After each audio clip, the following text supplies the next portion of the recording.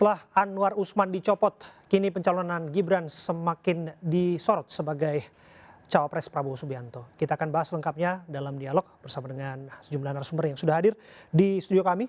Di sebelah kanan saya, Bung Tuedi Ginting, Ketua Umum Relawan Beta Gibran. Ada Bung Tegar Afriansah, Menteri BEM Universitas Nahdlatul Ulama Indonesia. Dan ada Bung Aiman Wicaksono, juru bicara TPN Ganjar Mahfud, politisi Partai Perindo. Selamat malam.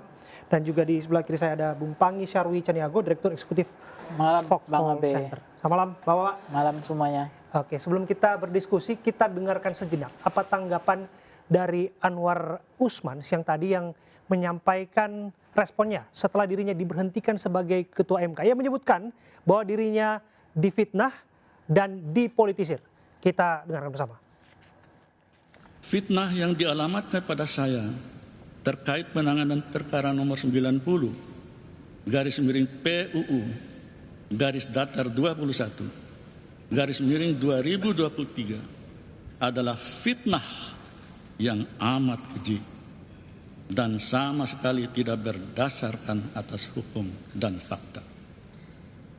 Saya tidak akan mengorbankan diri saya, martabat saya, dan kehormatan saya di ujung masa pengabdian saya sebagai hakim demi meloloskan pasangan calon tertentu.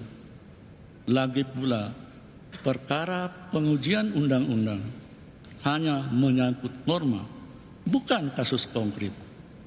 Dan pengambilan putusannya pun bersifat kolektif kolegial oleh 9 orang hakim konstitusi, bukan oleh seorang ketua semata. Ya, saya langsung tanyakan kepada salah satu pelapor yang sudah hadir di studio kita, yaitu Bung Tegar, mewakili BEM Universitas Nahdlatul Ulama Indonesia yang juga turut hadir di sana. Iya. Kemarin ya, saya juga melihat Anda di sana, Anda vokal sekali. Kalau disebutkan apa yang terjadi ini adalah bagian dari fitnah dan politisasi secara personal kepada Anwar Usman, tanggapan Anda? Ya, kalau menurut saya justru ini Mahkamah Konstitusi melalui Anwar Usman ya, gitu kan. Anwar Usman sedang buang badan gitu. Buang badan artinya bahwa dia mencoba untuk melakukan pembelaan di hadapan publik, gitu. Padahal memang secara utuh ya, dia memang melakukan pelanggaran kode etik gitu. Tapi dia konversi pers itu kan tadi ya kan, bahwa memang dia merasa difitnah, dia merasa dijadikan sebagai bulan-bulanan gitu di hadapan ditumbalkan. publik. Kan pada prinsipnya kan putusan ini disebutkan kolektif kolegial. Ya, tapi dalam laporan-laporan yang dikeluarkan oleh PBHI ada intervensi politik yang terbuka gitu oleh Anwar Usman gitu kan disampaikannya seperti itu. Saya boleh tambahkan nggak? Saya boleh tambahkan. Silakan. Ya, ini saya harus memperkenalkan diri dulu. Sebelumnya saya host, sekarang saya narasumber. Ya. Jadi saya pikir tidak perlu lagi Bung Aiman memperkenalkan dirinya, karena biasanya yang bersangkutan yang duduk di sini. Jadi saya tambahkan tadi saya mendengarkan full ya, lengkap apa yang disampaikan oleh Ketua MK yang diberhentikan, yang dicopot, Anwar Usman, yang menyatakan bahwa dirinya difitnah dan semoga orang yang memfitnahnya itu diampuni oleh Allah Subhanahu wa taala. Itu yang disampaikan tadi. Tentu saya menghargai apa yang disampaikan, tapi kalau saya melihat itu playing victim. Ia seolah-olah menjadi korban. Padahal saya menggunakan data. Ini saya bacakan putusan dari Majelis Kehormatan Mahkamah Konstitusi MKMK yang dibacakan kemarin oleh ketuanya Pak Jimli Asidiki. Dalam pemeriksaan MKMK menemukan Anwar Usman menaruh perhatian besar atas pencabutan dan pembatalan pencabutan gugatan uji materi perkara 90 yang akhirnya meloloskan Gibran sebagai cawapres. Oke. Ia hadir sendiri pada hari Sabtu. Ia juga meminta kehadiran panitera pada saat yang sama untuk menyampaikan dokumen berkenaan dengan pencabutan dan pembatalan pencabutan. Padahal itu adalah kerja administrasi yang seharusnya dilakukan oleh kepanitraan. Tapi ia hadir sendiri hari libur untuk memastikan hal itu ada. Oke, mohon maaf saya potong Bung Aiman. Apa salahnya dengan menaruh perhatian besar? Karena pada prinsipnya ini kan kaitannya dengan perhatian dari seorang hakim terhadap laporan dan gugatan. Kenapa itu tidak dilakukan di 3 gugatan sebelumnya? Perkara-perkara sebelumnya, kenapa kemudian itu ada di situ? Lalu kenapa kemudian ia mengambil tugas dari panitera? Ada apa? Ini tentu pertanyaan.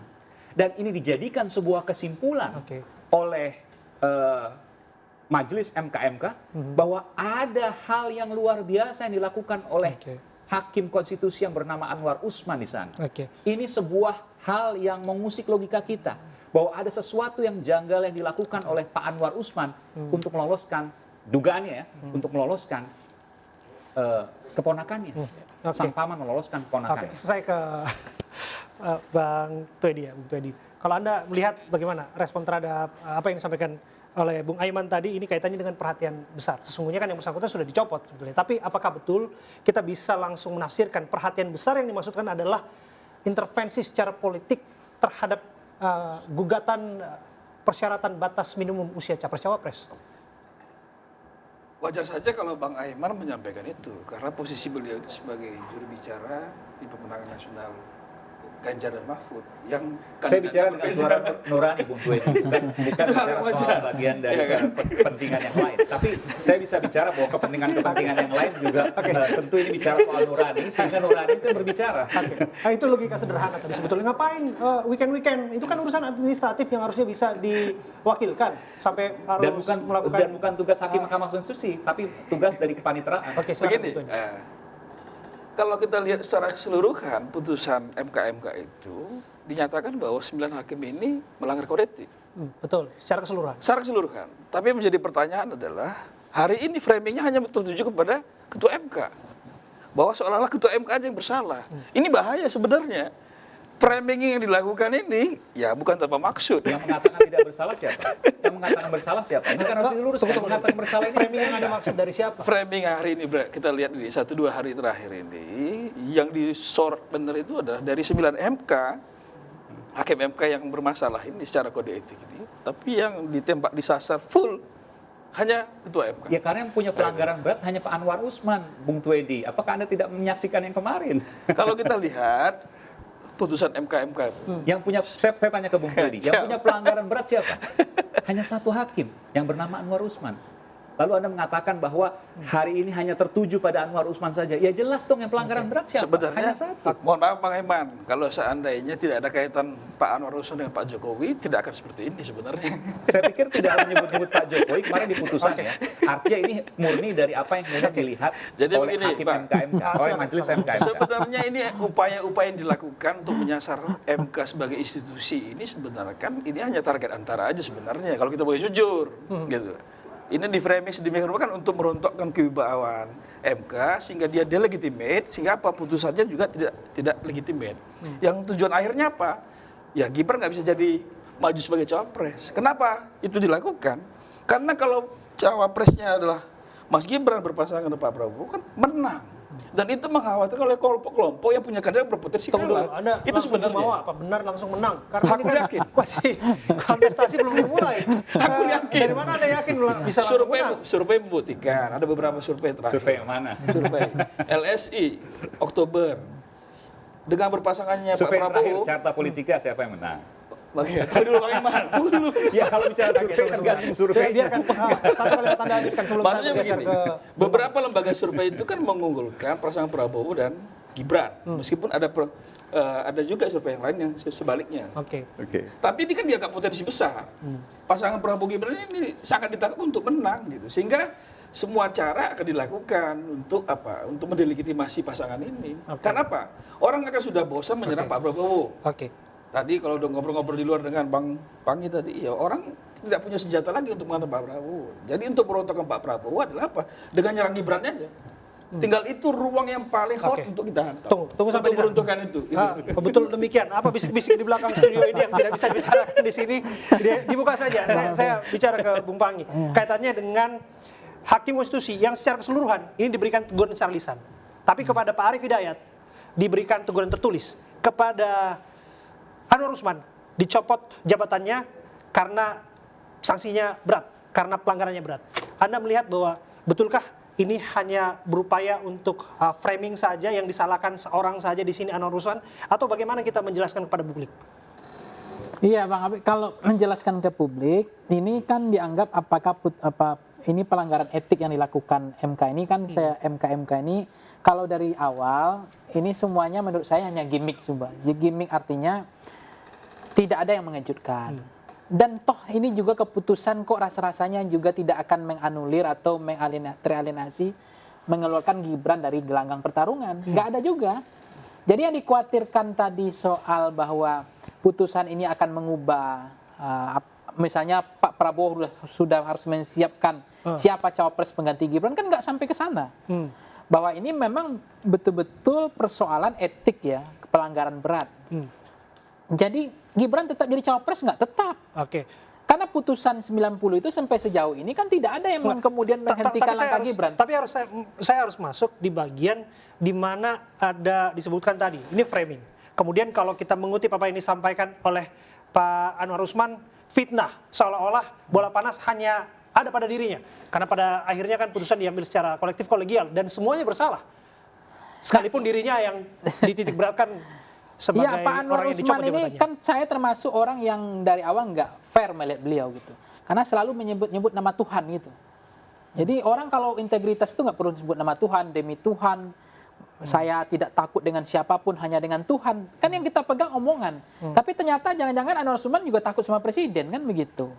Ya, apakah betul? Jadi artinya apa yang dilakukan Anwar Usman ini menurut saya juga ini gimmick juga. Jadi harusnya kan memang dicopot, bukan diberhentikan sebagai ketua MK, dicopot. Karena bayangkan Bang Abe, Anwar Usman akan menangani kasus yang orang sudah jelas-jelas ada dianggap pelanggaran norma berat, etik berat. Kita nggak kebayang tuh gimana caranya nanti orang bersidang, namanya ada Anwar Usman di sana, menyidangkan kasus yang orang sudah nyata-nyata pelanggaran berat. Nah, yang kedua, ini juga nanti saya sebut dengan Wali Songo 9 orang ini. Berarti kan 9 ini satu tidak dianggap lagi. Perselisihan pilpres sama pileg. Berarti 88 ini juga nanti akan deadlock banyak ini. Jadi merugikan kepentingan negara. Karena 88 itu tidak akan ada keputusan takutnya nanti banyak Untuk deadlock. kasus yang terakhir aja gugatan 90 itu kalau tanpa Anwar Usman ada 8, artinya 4-4 kalau mau dianggap yang 2 sama concurrent ya. Ya artinya deadlock itu. Tidak bisa maju. Artinya harus ada 9 orang. Nah sekarang kan seorang Gibran Rakabumi Raka nggak bisa maju dengan 4-4 tadi kan. Nggak bisa. Nah sekarang agak lucu nih kalau Bang Aiman flashback kepada proses sidang seolah-olah menarik meniadakan. Enggak, ini bicara soal kalau saat ini tanpa, nanti ke depan kan, ke depan. Ini kita bakal bicara banyak.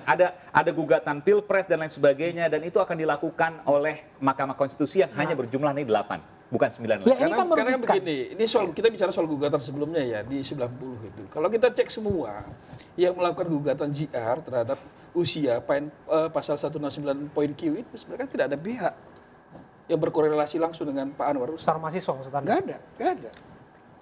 Bila mana ada yang beririsan secara kekeluargaan yang menjadi pelapor, pasti beliau tidak akan ikut. Tapi ada pihak, tapi putusannya ada kaitan dengan Pak Anwar Usman. Dia nggak menguntungkan. Jangan kita framing begitu, menguntungkan. Ini fakta, bukan framing. Jadi begini, maksudnya putusan MK itu kan bukan kasus, tapi norma. Tapi orang pun tahu ketika kemudian itu diputuskan, maka akan berpengaruh pada siapa? Sang paman dan ponakan. Begini Bang, kita ada satu poin yang harus kita catat.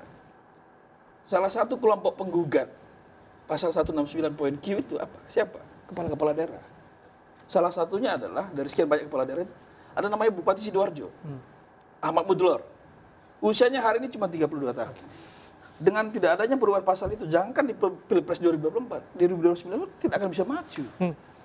Itu loh. Jadi jangan asli disampaikan di framing ke Gibran. Ini benar bicara. Saya juga jangan sampai kemudian juga masyarakat di bawah aja tidak ada yang namanya Gibran gitu. Kita harus break dulu ya. Siapa yang melaporkan itu berbeda dengan hasilnya. Hasilnya punya konsekuensi pada paman dan ponakan. Kita harus break sejenak. Ini kaitannya dengan bagaimana marwah Mahkamah Konstitusi yang menjadi garda terakhir menjaga konstitusi dan masa depan demokrasi. Sesungguhnya Mahfud MD selaku mantan Ketua Mahkamah Konstitusi pernah menyatakan bahwa Majelis Kehormatan MK bisa dibeli.